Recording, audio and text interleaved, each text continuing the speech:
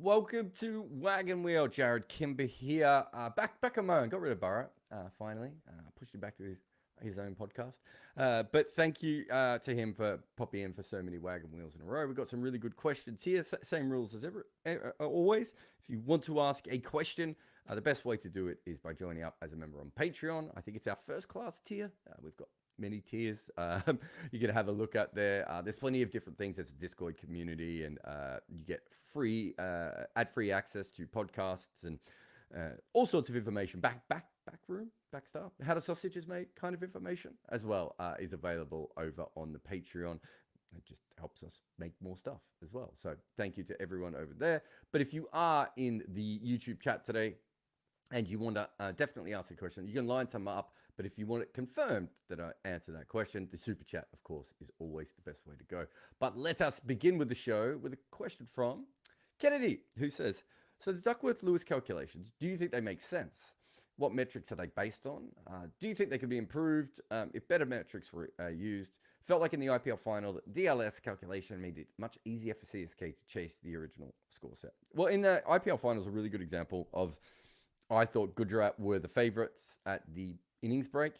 After the rain, I thought Chena were probably marginally in front. Not massively. I don't think it changed, a huge amount. But I probably had, Gujarat as... Actually, maybe it did change. I probably had Gujarat as about 60% chance of winning the game as it was originally. But actually, now I've said that, there's a bunch of reasons why it actually helped Chena. One was if... Gujarat are a wicket-taking team. The ball being wet wasn't going to particularly help them with that. The other is once you're not bowling for 20 overs and it's only 15 overs, again, that's another advantage for Chennai because they don't have to worry about being bowled out, and Gujarat quite often take a lot of wickets. So there's a couple of advantages there that didn't actually have anything to do with Duckworth-Lewis. But the score, I thought, certainly changed a little bit, the overall. And it comes back to, you talk about the metrics. The metrics are essentially resources, right? How many overs do you have left, and how many wickets have you lost? That's a bigger problem in T20 cricket than it is in one-day cricket, because in T20 cricket, it's very rare that you're bowled out anyway, and your resources are not quite as important as the game is currently played anyway, compared to one-day cricket. So there is a big difference between the two, and this was obviously a system that was brought in for one-day cricket. I've never gone deep into DLS to have a look at what works and what doesn't. But I've had friends who've done lots of work on this, and the most consistent thing I'm always told is that DLS is a terrible... If you use DLS on games where there is no rain, it's a very bad predictor for who's going to win the game. And what they would say is we now have so much more data and so much more information that we don't have to just go on a very reductive methods of having a look at what is going to be happening in this particular game. And so they would say that what you really should do is come up with the best match predictor algorithm that you can come up with. And you could test, there's lots of people that have them out there, and you could actually start to use those methods in order to try and come up with a system that would help a lot better.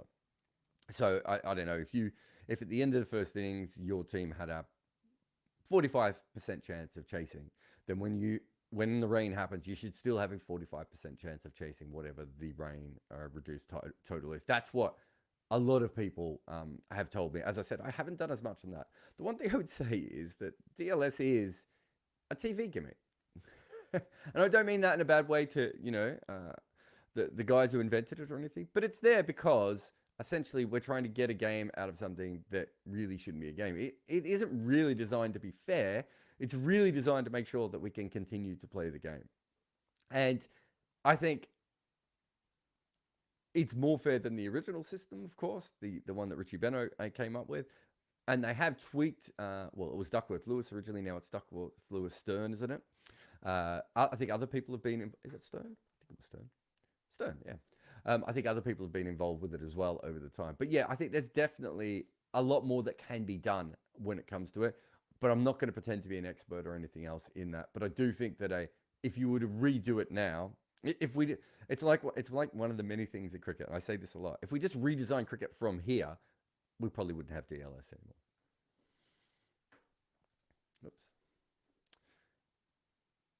Niran says, how good or bad is Test cricket history of Bangladesh compared to the first 25 years of other Test countries?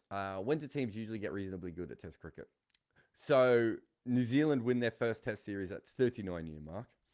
They had other things going on as well. There was a world war in the middle of all that. They lost some of their better players as well, partly because, I mean, they had a string of bad luck, especially when it comes to their batting. Obviously, Stu Dempster moves to the UK, and he doesn't play for them. Martin Donnelly, I think there might have been someone else. Martin Donnelly was probably coming through to be their best batter since Dempster, and World War II happens, and then Bert Sutcliffe gets hit in the head by Neil Adcock. It certainly affects his peaks. And actually probably affects his consistency more than his peaks after that. But no one who saw him bat before and after seems to think he was the same player. I can only go on the contemporary reporting at that time. But they were a pretty poor team even after all that. Is it John Reid who never played in a winning test? I'm trying to think back now. Certainly there was a really good New Zealand player who never played in a winning test. It was bad. They're the worst case scenario. South Africa's really, really interesting because South Africa are dreadful for a decade. They then play Australia and they draw a match against Australia, but Australia had basically come straight off the boat against England. They then, their next test series, actually maybe it wasn't the next test series, but certainly the next major test series they played was against England. They beat England at home, but they do that with the Googlies. So basically a delivery that 4 of their bowlers had perfected, and England had seen, but only in one bowler, and he wasn't as good at it as the other guys were. I think that's probably fair to say as well. Certainly not as good as Aubrey Faulkner was with that particular delivery. And so that meant that they had 4 bowlers bowling a method that kind of never existed before, that they couldn't really pick. And South Africa had a good enough side around that to still get home as well. But that was a huge advantage. And it wasn't just that they had 4 leg spinners. All those leg spinners could bat. So they basically had 3 frontline bowlers in their team who could all bat, which is, just meant that I think their number 11 in one of their matches was their wicketkeeper or their captain. And he was a really good bat as well. But they win that test. They have a little bit of success over the next couple of years. But I don't think South Africa won a test series in the 1920s. So if you think about it, they had a little flare up for a little while, but then they really, really struggled. So over their first 40-year period, it really isn't until the 1930s that they start to become more the South Africa that they would go on to become, after World War II, and then since readmission after the apartheid ban. So there's 2. West Indies started better. They had George Headley and Constantine. I mean, that's some really, really good players. I wouldn't say their team was always as deep. It's hard to tell exactly what was going to go on with the West Indies cricket because, again, the World War comes in. So them, New Zealand and India are all, there's a slight, I don't want to say cloud, but, a slight, their development had to have been affected by the fact that Test cricket stops for such a long period of time. And, they were all affected, those 3 countries all affected by World War II in different ways, of course. But they weren't able to play top-level cricket at that point. That's very, very fair. India is the other nation that starts at that period. They were very, very poor early on. They had a couple of good players, but as a team, very, very poor. India really become good into the mid to late 1960s. They don't really become an excellent team until the 1980s. And I'm missing one. Pakistan is the more interesting one because Pakistan, which should have been like Bangladesh, of course, kind of have a bit of a head start in that they had been involved in Test cricket before. They had, they had players who were of that level, some of which who probably could have played for India, but were waiting for Pakistan. I want to say there was, a couple of players who did play, but certainly a lot of players who played top-level first-class cricket in a decent structure at that time, and they sort of come in running. The other thing with Pakistan is that because they have Fazal Mahmood, you have like one of the world's best bowlers. And I think that if you go with, and we'll get to Sri Lanka in a moment, but if you come in with that, that's a huge advantage over everyone else. They still probably don't become the Pakistan that we know until the 80s. So India probably certainly have stronger players 15 to so years before that. But again, both teams become really, really strong in the 80s when they become good. So if you think, if from India's case, it takes 50 years for them to become the India that, not of today, they're obviously even better today, but a major test playing nation. But by the 60s, it's pretty clear that they're going to do it. It takes a little bit longer for Pakistan to do that. By the 1950s, I would say the West Indies are absolutely thought of as a very, very good test team. The other thing I would just throw in there is this question is so difficult for so many different reasons. Another one is that the West Indies played New Zealand, England, Australia, and India, didn't play South Africa. South Africa didn't play the West Indies or India. So there's all these missing gaps, even as, South Africa didn't play Pakistan either, sorry. So there's all these missing gaps of, there's always something not there. And there are periods where teams, can't afford to have test series and all these sorts of different things. There's also the fact that England don't always play a strong team. Australia doesn't play some of these teams a lot because they don't think they're very good. And England, we talk about South Africa. When South Africa were originally losing to England, they were losing to like an England 7th 11, right? Even the team that they beat in that series with all the wrong ones, it's an England, I want to say England A team. It's probably an England B team. These aren't the strongest teams. So, and New Zealand used to get 3-day tests against England. And there's the famous test match, of course, the famous test matches where England sends a fairly strong team to play the West Indies, who they thought were pretty good. And at the same time, they send a much weaker team to play New Zealand. So they're playing 2 tests at the same time in different parts of the world. Could not be further from each other, probably, those 2 different places in the world. So it's a really, really hard thing. Then you've got Sri Lanka coming through. They have Murali, and I think that makes a huge difference because having that kind of a weapon, you go back to the Oval Test against England, that takes me back to the Fazal Mahmood question, the point I was making before. If you have a bowler of that quality in your test team, and you can also, if you want, New Zealand basically starts to get good when Richard Hadlee comes in. That's usually when you get very, very good as a test team, when you get a very good bowler.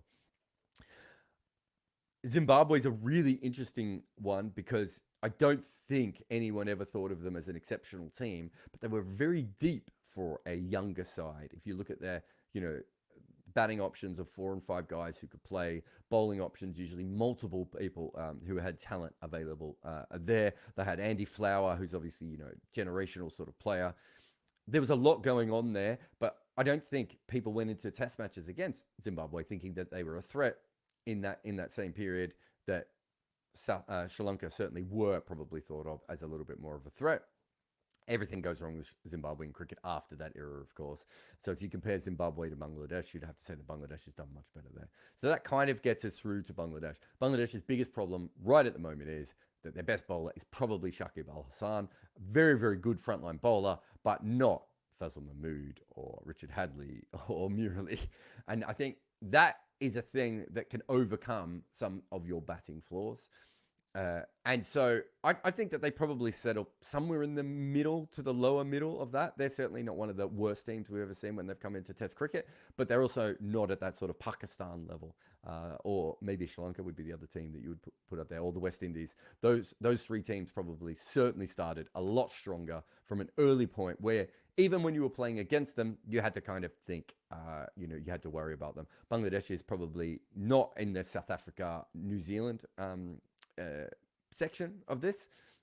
I think those are probably the 2 off the top of my head. They're probably more towards what we saw from India, in that sort of way, where you can tell that they can play. They just haven't quite got the team in the way. And at home, India were really good, and sometimes away they were really poor. And I think Bangladesh has probably followed that a little bit more as well.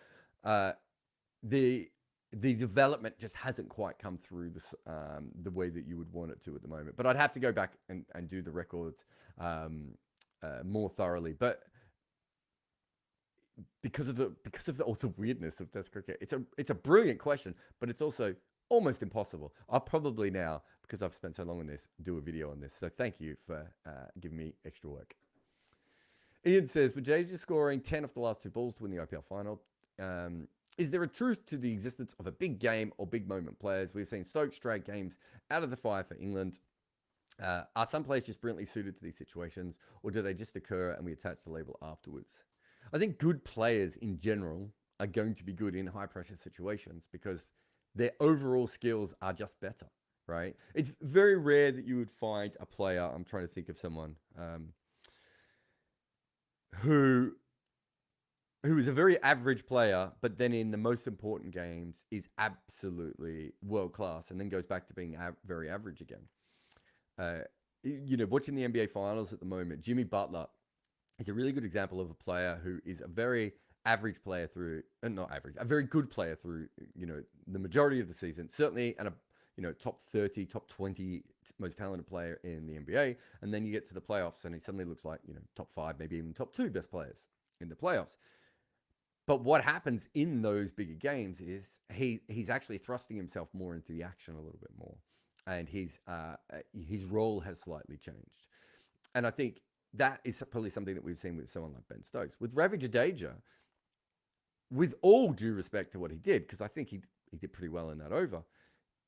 If you have a bowler who's searching for the one delivery over and over again and they're missing, what Jadeja, because he's such a smart player, such a talented player, such an experienced player, all those things, Ian, he knows that eventually this bowler is probably going to miss his Yorker. And when he does, he's hoping that he's going to be in the right situation to do it. He also knows that you're going to forget the many times that him and MS Dhoni and Karen Pollard don't do that, or Ben Stokes don't do that, right?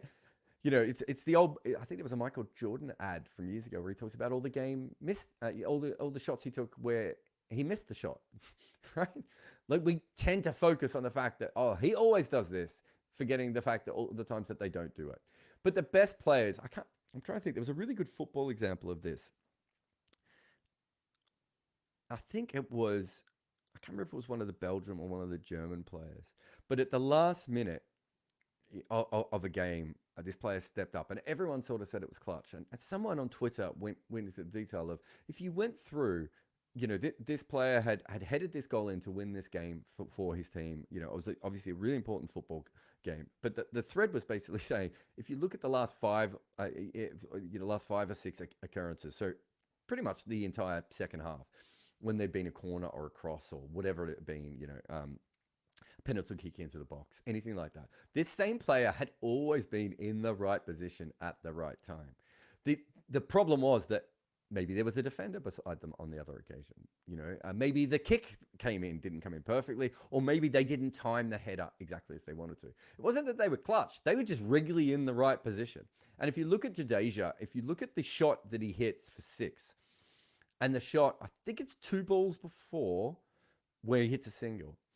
Both occasions, Mohit Sharma makes a slight mistake. One he overpitches, one he underpitches.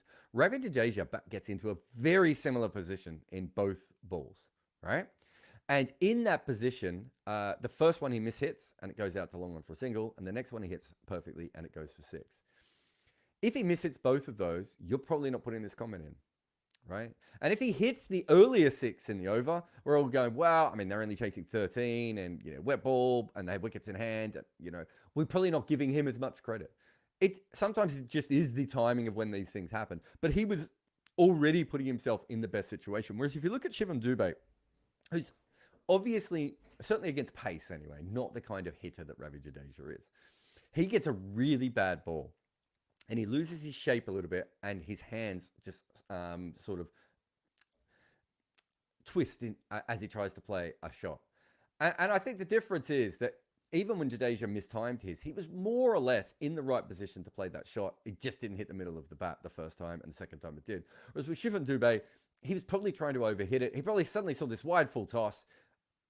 There's a reason why Ravi Jadeja is and he's an absolute freakish hitter of pace bowling. He's got a strike rate of like 2 runs a ball.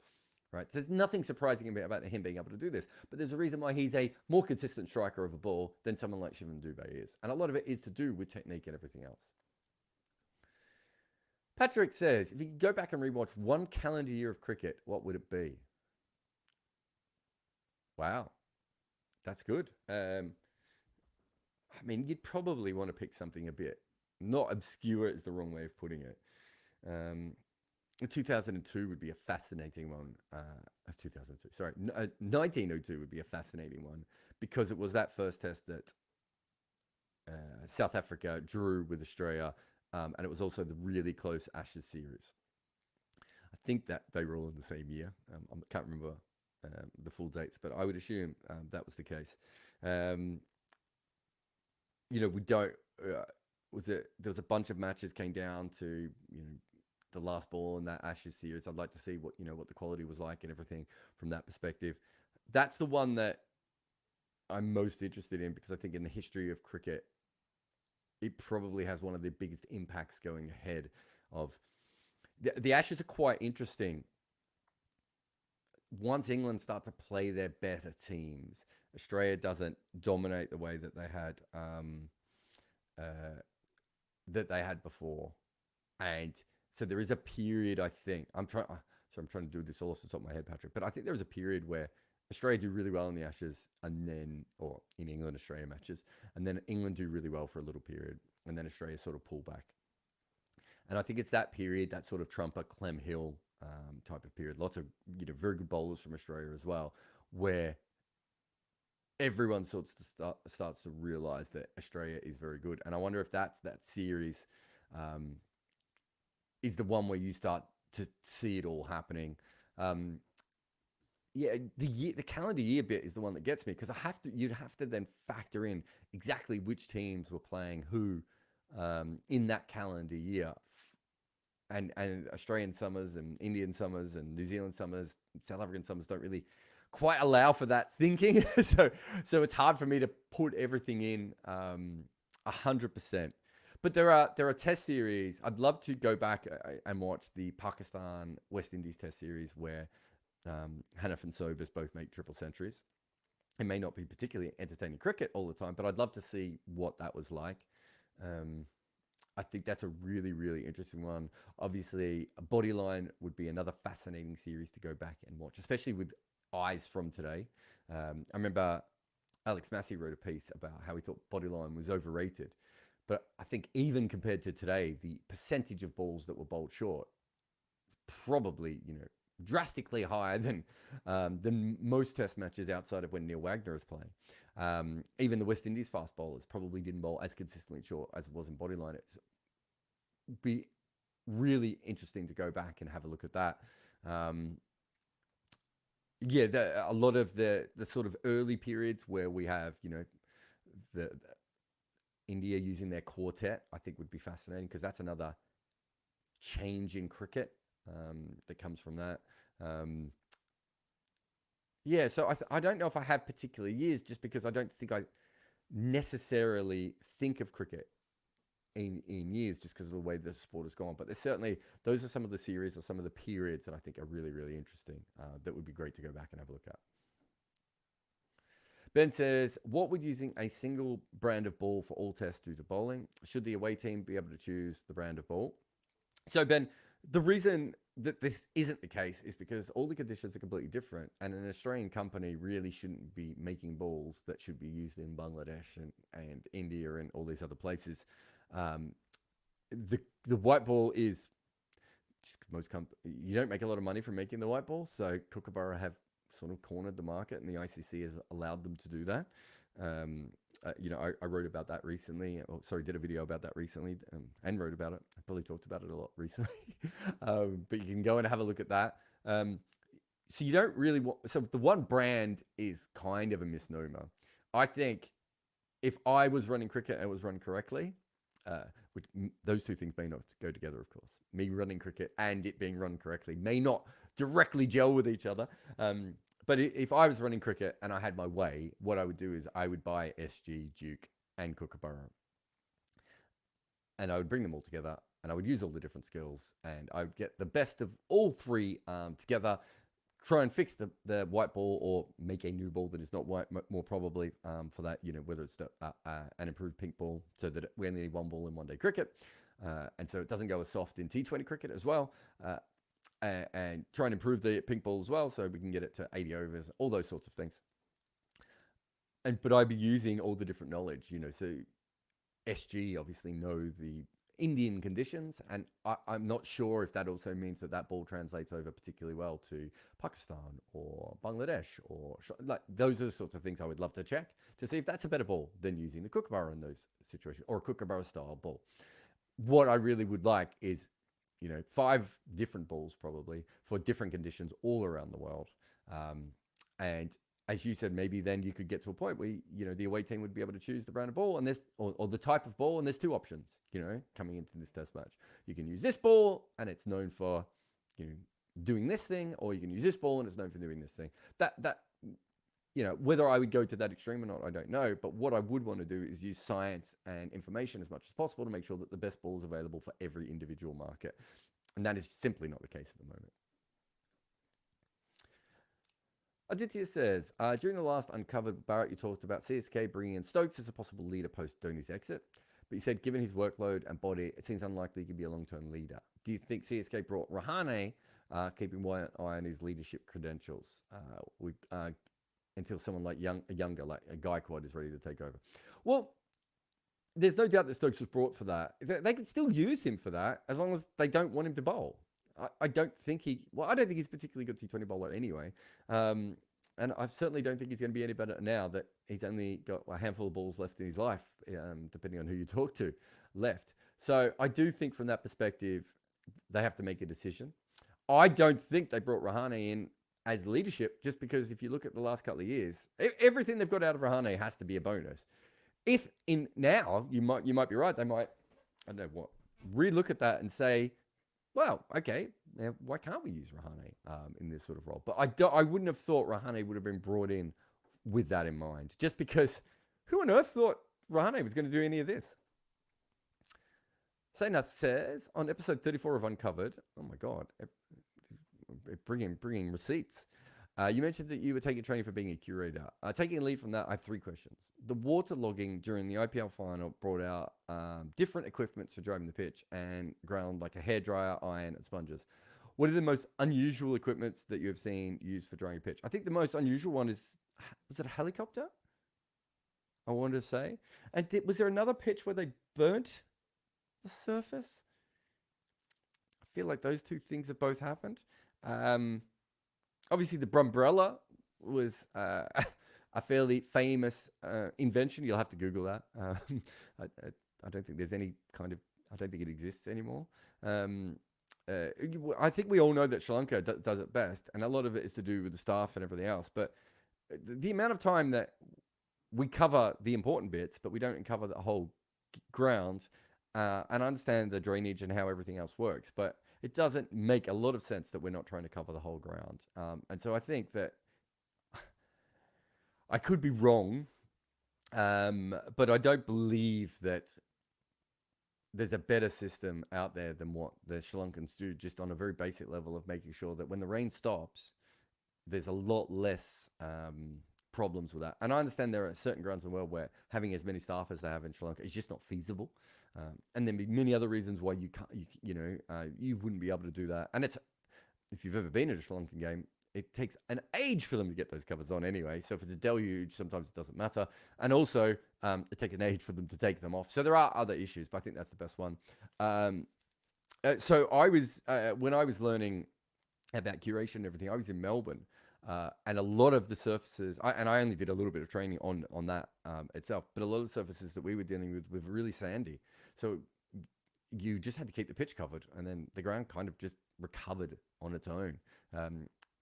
Someone told me, and it might have been when I was doing that course, or it might have been just through my years of cricket, that it's Melbourne sporting fields have one of the highest sand ratios of any in the world. I remember the first time I ever stood on the MCG, you put your hand down and it's just sand underneath the grass. And so it is a very, very different way of doing things. And I think, many other places couldn't do that, different kinds of clay, et cetera, et cetera. And the clay content plays a huge amount of this, as anyone will know if they've been to a place with, like in my backyard in England, in London, the clay content, like the water almost sits on the surface. It just doesn't go anywhere for a long period of time. Whereas that's not my, my memory of, being in Australia or being in even other parts of the UK at times. Aditya says, I'd like your thoughts on my pitch for a remodel test championship. I've said this before, but I must get one of these a week. Like, whether it be on Wagon Wheel, whether it be privately, whether it be people I chat to. It's incredible how often they do it. Everyone knows the World Test Championship is bad. But anyway, I'll go. A round robin league, play the 3 separate legs using the 9 World Test Championship teams. We'd have 9 rounds of 4 matches. All matches in the first 3 rounds will be hosted in Australia, next 3 in India, the last 3 in England.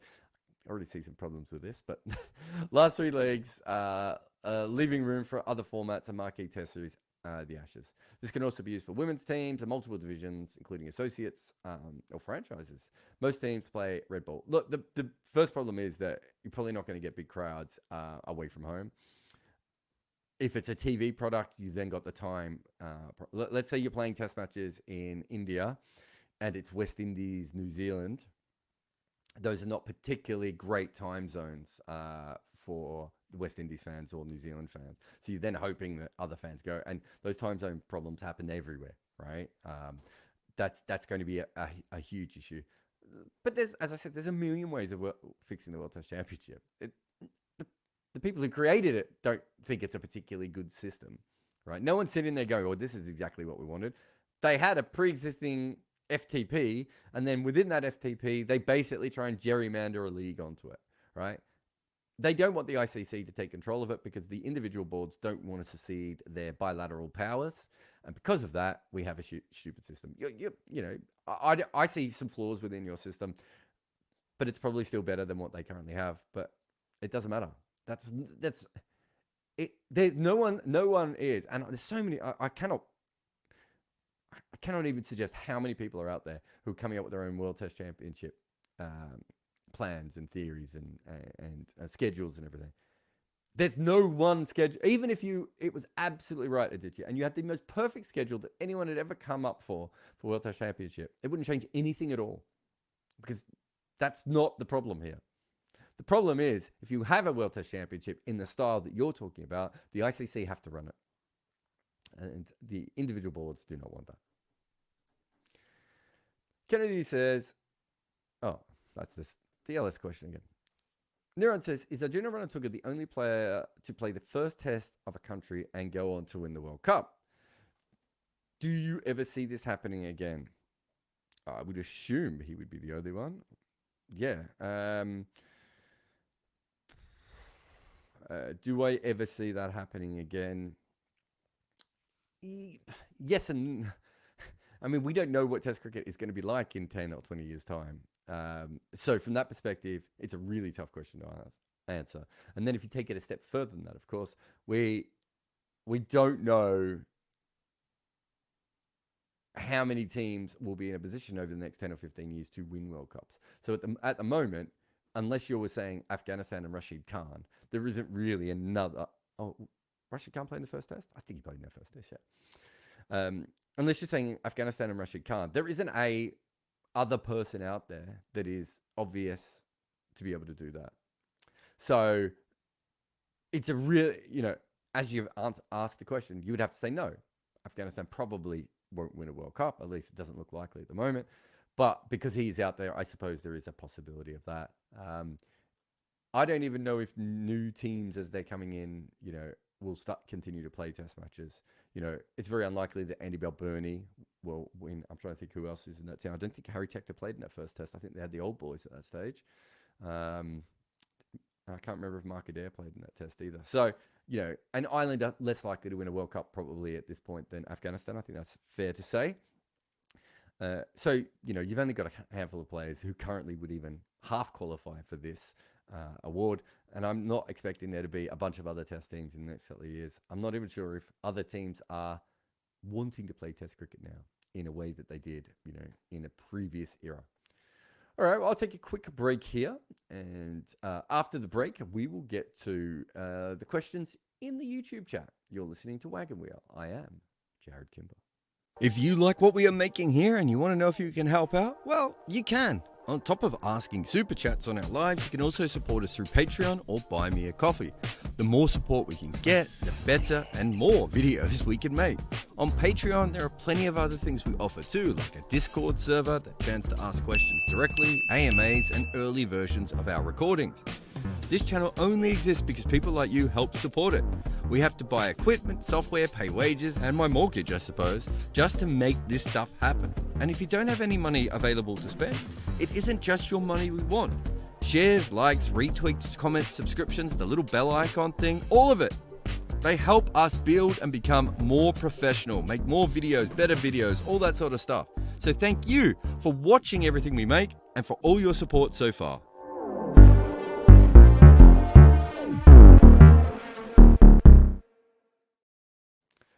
All right, let us get to some questions. Although I just realized I've got...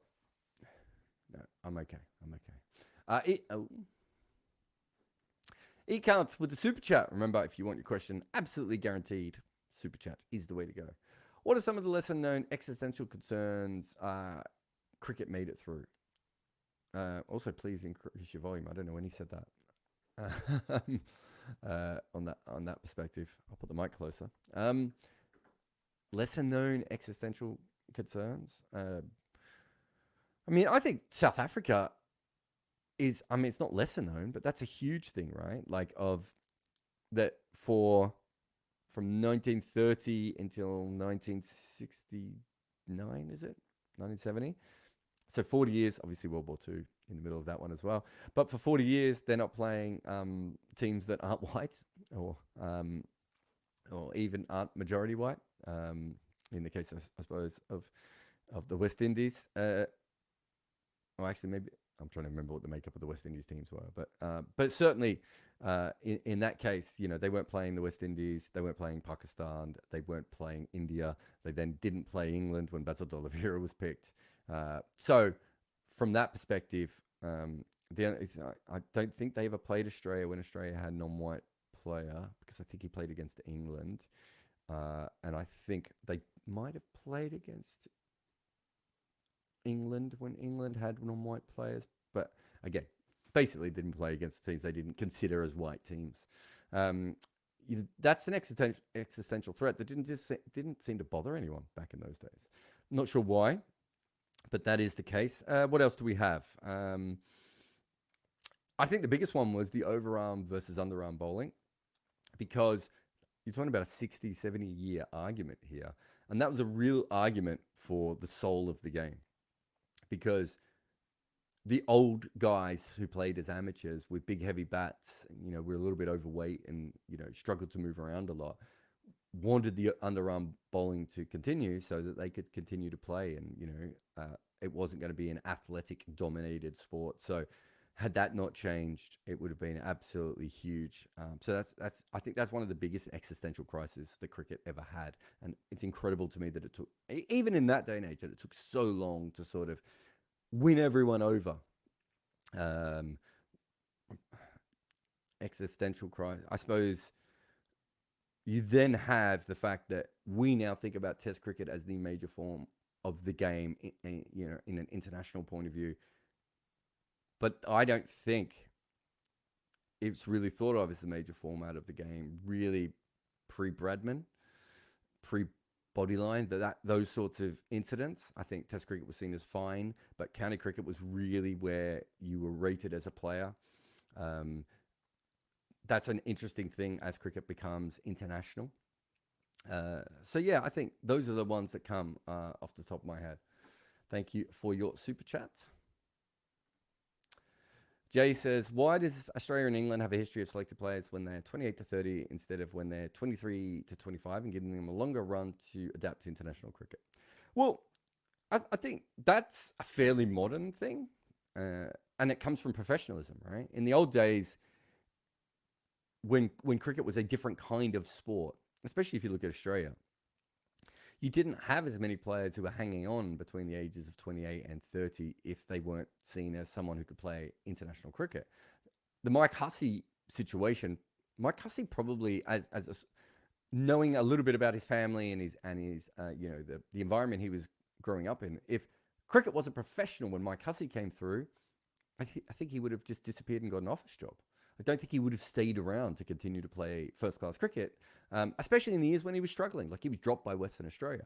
So professionalism in those two, and those are the first two cricket cultures that are professional in first-class cricket, right? And so in other areas, those sorts of same players quite often probably disappear. There's lots of stories of New Zealand players, for instance, and actually South African players even, where you hear stories of them coming through. They're talked of as having lots of talent. They kind of plateau a little bit, don't quite make the international team, and they kind of fade away. And in English cricket, where it's a good earning to play, professional cricket for a long time in England. If you can have a 12 to 15 year, professional career, unless you have better job opportunities somewhere else, and some players do, and they do go off to take those, you're probably going to do it. That means that most people, if they are an above average talent, are probably going to peak as professionals around the age 28 to 32, right? And so you now have a bunch of players who are professionals, and they're completely, well worn in that form of the game, and they come in. When you talk about the 23 to 25, if you pick someone who's 23 to 25 who's not ready, and we see this all the time, in some ways you're basically taking a bunch of gambles on talent. And for every 23-year-old who goes on to be a great player, how many other 23-year-olds are not ready yet, don't understand their game well enough? If you're picking a 28-year-old, chances are they know what they do well, and they know how to do it, and they might have to adjust to touring structure of international cricket, the kinds of bowlers that they have to go up against consistently, your bowlers bowling game in, game out, and all those sorts of other things. But they're doing it from a position of strength. So I suppose my question is, should we be picking the best 11, or should we be picking players based on the fact that one day they will be in the best 11? And I think that Test cricket is actually picked over the history of the game too young. I think a lot of that does come back to that amateur side of things. And I think now, because it is a lot more professional, you can pick someone like Sky, for instance. All these sorts of players now have the ability to be picked when they're a little bit older. Darryl Mitchell, all those sorts of guys. I talked about Kyle Jamieson. Kyle Jamieson, 10 years earlier, it wouldn't be playing for New Zealand now. You need that structure around those sorts of players. And not everyone is going to bloom at the same point. And I think we're, as a society, forget cricket for a moment, but as a society, we are absolutely obsessed with youth and the next big thing. But if at any stage, Jay, if I was to give you a list and I was to say to you, I want you to pick the best 11 for the next test match, the majority of those players are probably going to be, between the age of 27 and 33, right? And that's going to be the case for professional football, for, the best tennis players probably these days as well. All those sorts of male sports. Women's sports is probably slightly earlier because of the way that women develop slightly differently, although even the women's professionalism is moving things back. You'll notice in some of those sports as well. But essentially, that's because at that age, you know exactly what you're doing. You pick a young player, you're picking them based on the fact that probably not many people have seen much against them. They are probably highly skilled in one or two key things. We don't know that much about them, and it's a very sink or swim thing. Now, if you were picking them at 23, I mean, the best situation might have been what Australia did in the 90s. By accident, I want to say, where players like Hayden, Martin, Langer, I'm trying to think, there's someone else, Katic maybe slightly after that, were picked when they were really young, clearly had enough talent to play international cricket, but had to go off and round out their games. Now, they did it in the wrong way in some cases. In Damien Martin's case, they almost lost him forever. But now you'd probably be in a situation where it's like, well, Damien Martin's clearly an above average talent player. We saw that at the age of 21, right? What do we need to do to make sure that we can keep him around? Maybe pick him when the things are in his favor, take him on a couple of tours as a backup batter, and then occasionally, and then when he gets back into form and is fully rounded, we bring him back into the side. That's probably a better model than the two that you've offered, which is only picking players when they're 28 and only picking players when they're 23. If you're looking for great players, though, and that's generally what teams are looking for, you're going to pick players when they're earlier, right? You're looking for the player, you're looking for the next Joe Root. And I think that also comes back to what we were talking about with society before. Ashwin says, does form matter more in cricket than any other sport? It feels like a team that is very good on paper doesn't always have a good season in the IPL. Can CSK be this good next year with the same? Well, if you look, Ashwin, they didn't have particularly good form. Mo and Ali wasn't in particularly good form. Jadeja had a down year with the bat. Raidu had a down year with the bat. Deshpande, well, I wouldn't say he was in bad form, but, Deepak Chahar had a bad first part of the season. Tikshana had a bad first part of the season as well. It wasn't particularly a form-led thing. It was one of the reasons that I really thought they were one of the stronger teams, Chennai, was because of the fact that when you looked at the overall team, they were, what's the best way of putting this? They were winning without being completely in form. And that is something I do look for. No, form matters in everything, though. Absolutely everything. It matters in my writing. It matters in whatever job you do. It matters in how well you make your breakfast in the morning. It matters to a painter. It matters to, there are just times when things flow and it works perfectly, and there are times when it doesn't. And so I think from that perspective, there is, in sport in general, I think we focus on form a lot more, whereas actually these things happen everywhere at all times when it comes to sport, life, and everything else. Bob says, what are Googlies? Googlies are wrong'uns. What else do we call them? Bosies. That depending on the country that you're from, it's a different name. The Bosi was the original name. Probably should have stayed as Bosi. In fact, I was talking about this with Abhishek Mukherjee recently, where we were talking about the fact that it's really quite interesting that Bosi, the name, and Marilia, the name, were two names where something was named after a cricketer and it disappeared. And the Mankad one, which actually the name comes way after, sticks with it in a way that the other two haven't. But it basically means when you're bowling a leg spinner, instead of it coming out there, you turn your hand further. Sorry, my arm's not particularly twisty these days. Although I did bowl a wrong into my kid the other day, so it's still working. And instead of the ball rotating that way, it rotates that way. Actually, more rotates end over end, but that's for another day. But thank you to your questions. Remember, there's so many cricket concepts that I talk about here. And if you're newer to cricket or you're from a particular cricket culture and you don't understand, feel free to ask any of those. I'll have another quick break here. And then after the break, we will get back to a few more questions. Oh, let me take that one off the page. A few more questions in the chat room. But you're listening to Wagon Wheel. I am Jarrod Kimber. And you can put a super chat in if you are desperate for me to answer. A few years ago, I had a panic attack after ESPN Cricinfo made me their global writer. I'd earned that position, but I also felt like a fraud at the time because I didn't really understand how I wrote. I understand that there was a process and gears and different styles and things, but how it all came together felt a little bit random. And so I began to panic like a golfer with a natural swing, worried one day I'd just end up with the yips. And would my career be over? So I took my writing apart piece by piece until I understood it. And then I figured out I could teach others all the mistakes I had learned. So I started an online course where I tried to make it as cheap as possible so people like me would be able to afford it. It's called Fans with Laptops, and heaps of people from around the world have used it so far, from first-time writers all the way through to professionals trying to improve.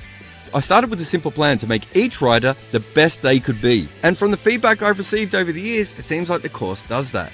But after COVID, my career changed. I came to YouTube, started podcasts, wrote emails, and formed a new career on my own going forward. So I now had something else to offer, the multimedia side of things, social media and everything else. Not to mention that I was building everything up as an independent. And so I added all of that to my course. So if you have ever wanted to work in sports as a writer or podcaster or making videos or anything else, Fans with Laptops is the place to start. If you think you qualify as a fan and you have a laptop and you want to work in sport, click on the link. Beautiful. Welcome back. Wagon Wheel, Jarrod Kimber, all these things. We've got a couple of questions here.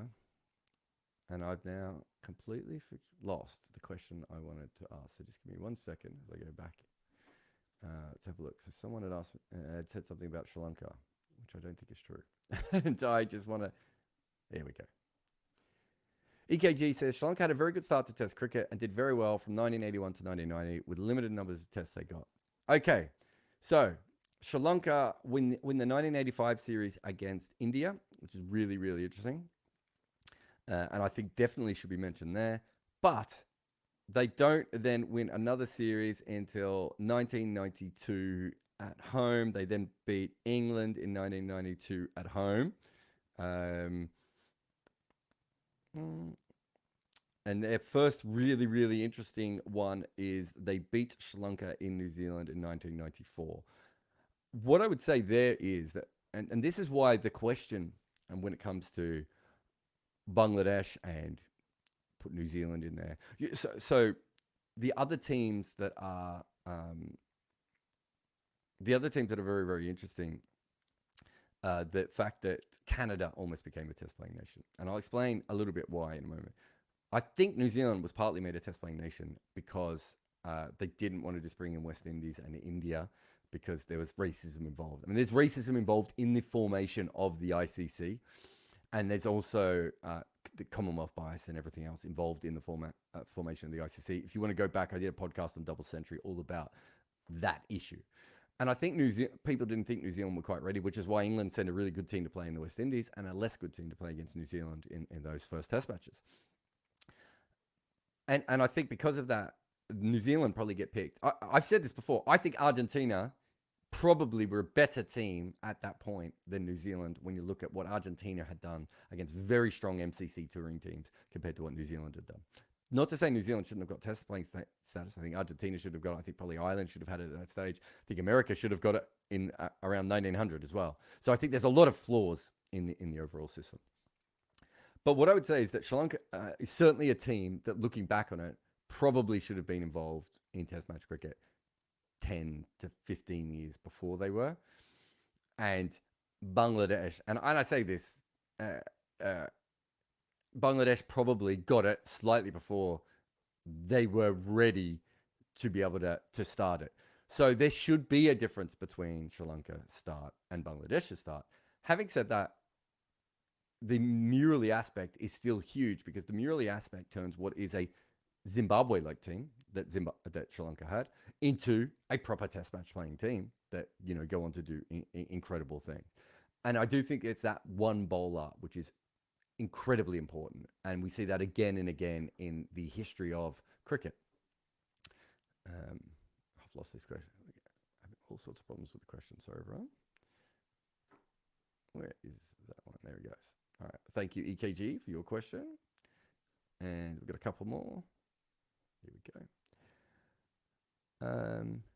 Shramana says, we talk about things cricket could take from other sports, like substitutions, but it was something that other sports could learn from cricket. Well, baseball should have learned about the shift 150 years earlier than they did because of cricket. I saw recently a clip online of a baseball pitcher bowling slower balls, but not the way not sliders and everything else, but going up over the plate and coming down. And I think it was a batter, well, an outfielder, I suppose, who was temping. But I did think that if everything you ever face is coming hard and flat at the plate, is going up and down a possible thing that they could get from that perspective. What else does cricket do well? I suppose cricket was, you know, one of the things that it has done well throughout the history is the national side of things, you know, the national sport side of things. Maybe that's moving away into the future. But there are probably some sports out there that would be a nice secondary earner, right? If you could build up that side of things again. Be interesting to know if the Ryder Cup had any sort of that sort of background was, you know, based on cricket. I always thought that the Davis Cup and is it the Fed Cup in women? I think that's what they're called. They died off very, very early on. But teams event like that, like it's quite a cool thing if you can manage to do it and make it successful from that point of view. What else does cricket do well?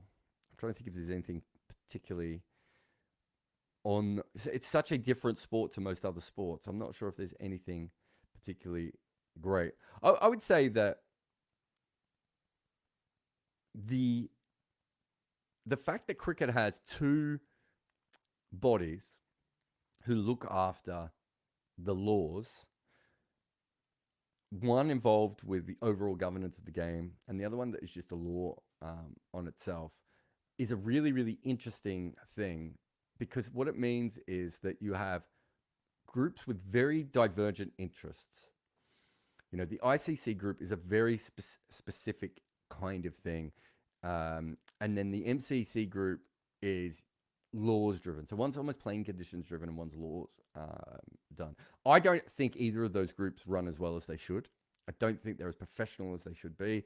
I don't think there's enough people in the room, especially, and this is going to sound stupid, but especially people like lawyers who can explain the laws and the conditions back to the people as they should. But from that perspective, I do think that that's a really interesting thing of having these two groups sort of doing that at such a high level. I don't want to say it's completely transparent, but we kind, they release statements and information. I don't know if there are that many other sports out there that have that. I feel like golf is probably one, but I don't know if there's that many other sports that have that. And you should be constantly discussing your rules and your regulations because athletes change, right? And I do think that having those two groups is a very interesting one in that one is independent and one is more about running the global game. I can't think of anything else, though, off the top of my head. I'm sure there's other things. I want to say something about history, but I don't know if cricket's history almost exists. I'm not sure if cricket does anything necessarily with it. The branding of cricket, I would say, with the whites is a really, really interesting thing. There's a part of me that I never had to play in whites, and if you know about your history, not all teams did play in whites. It's one of those things that becomes a tradition but wasn't always a tradition. But I do think there's an element of you watch Wimbledon and you go, well, that's Wimbledon. And I do think that if I was marketing a major event, I wonder if I would think about things in a slightly similar way of we want when your eyes look at this, I don't know, athletics meet or cycling race or football tournament, whatever it may be. Wouldn't it be cool if like instantly just a highlight or a social media tweet or whatever, you knew where it was based on the fact that of the uniforms? I wonder if that is something, it's like an accidental branding masterstroke of cricket. And Wimbledon certainly, Wimbledon know about this a lot more than Test cricket do, where you just instantly know what it is that you're watching on the screen. And I wonder if that is, something that could be used into the future by other sports more. It's a really, really tough one. And I don't even know how it works, but, I do think that there's something else there to that. Bob says, do you think a captain is necessary? Could a good team agree with things between each other and not need a captain? You have T20 teams now where a lot of the information is pre-explained. But I think that, I don't know how much cricket you've played, Bob, but if you are playing cricket, in the space of a couple of balls, something could change quite dramatically. Think about it from a T20 position. You're in the 17th over of a T20 game and someone's hit a couple of sixes. You would need players to come in, and those players would have to come in from deep back at square, deep cover, short third, the keeper, wherever. The actual time that you need for the team to come in and have that chat doesn't necessarily help these things. Also, you probably don't want, and having played cricket, you probably want everyone to have a really strong thought on the tactics and the way that the game's going. But you probably don't want everyone to be thinking that it's a part of their responsibility, because you do want this person to be doing this job and this person to be doing this job. The one thing that we have seen, Bob, I would say in the last couple of years, is more leadership groups within cricket. And within that, you then have I wouldn't say they're bowling captains. I think Jimmy Anderson is a very good example of someone who kind of is in charge of the England bowlers quite a lot and has a lot to say with the bowlers. And Stuart Broad's become that sort of role as well. And that's, in the old days, we would have just called them a senior bowler. But I think it's a little bit more structured now. But at the end of the day, someone has to make a decision, and you do only have so much time to make your decision on a cricket field. And if every single thing, if you've ever been in a committee, and you don't have someone who's in charge and everyone's trying to come up, it just takes a little bit longer. That doesn't mean that you don't get to the right answer, but if they all take longer, you're running out of time. I think that would cause other problems. But T20 cricket is one that I think things would change quite dramatically. Last question. SBM says, how hard is it to coach every young keeper to keep like Donny to spin? So Donny's method is technically incorrect. And so in order to do it, you need to have the same sort of reflexes and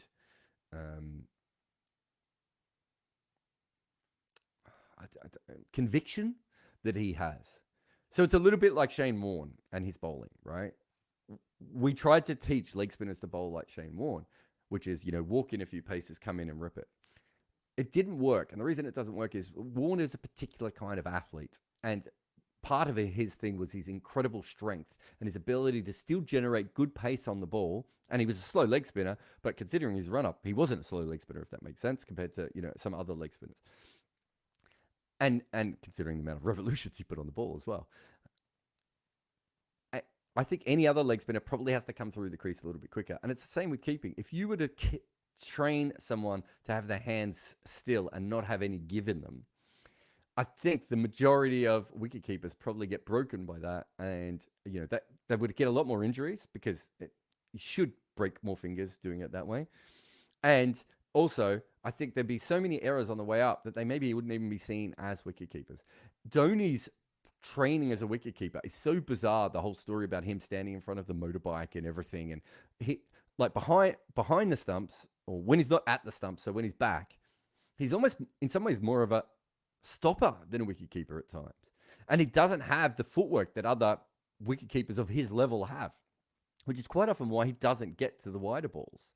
And then when he's at the stumps, this keeping the hand still method. Look, maybe if you taught, I don't know, if you were in one particular country and you had a wicket-keeping academy and you taught 200 wicket-keepers, maybe there is just someone else who could do that. But I do think back to the Shane Warne thing, and there have been other players as well, Jeff Thompson, those sorts of Don Bradman, sort of singular players where it's not actually a particularly easy thing to copy. And I wonder if Donny's is that or if it's the opposite. And SBM, I'll be honest, I don't know. But it's a fascinating question. Anyway, that is the end of Wagon Wheel today. I just want to say thank you to everyone for the questions. Enjoyed them as always. I'll be back next week. We've got a bunch of videos on the main site that will be coming up about the Ireland-England test match.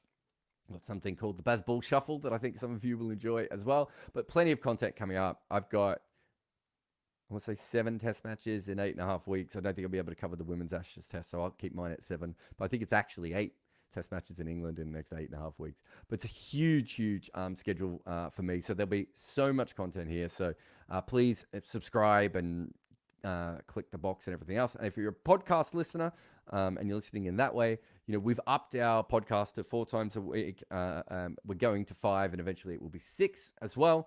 And so, again, make sure you subscribe and check your feed regularly. I'm everywhere at all times. And I almost said that's the way I like it. I'm not sure that's the way I like it. That's just literally what it is. But thank you so much to everyone, and I'll see you again all very soon. Let me tell you a story. When I was a kid, people would ask my dad if he wanted me to be Viv Richards. And he always said no, he wanted me to be Boycott, because apparently he liked boring things. But anyway, it turned out I could be neither. But thanks to Bodyline t-shirts, I can wear clothes showing both players. The Boycott Stick of Rhubarb is one of my favourite t-shirts. I really like the design. And it's not the only one I love. There's also a WG Grace one where he's in a pedalo, which is a part of my everyday wardrobe now. But there are heaps of other cool shirts on this site, and you can search for them by nations or type, and they seem to add to them all the time. I'm a big fan of the Court Marsh Bold Lily in the Australian collection, and there's also a lovely Morning Everyone in honour of Richie Benno's great greeting. The English area has the Fast Leg Theory shirt, which I think is a ripper. There's a couple of great West Indian ones I love, including this simple Viv Richards design, and a couple of Capel Dev t-shirts in the Indian section that I simply must have. I'm not saying that Bodyline t-shirts will have something that you will like, but I will say this: they got me to wear a Jeffrey Boycott inspired t-shirt. And that in itself is a minor miracle.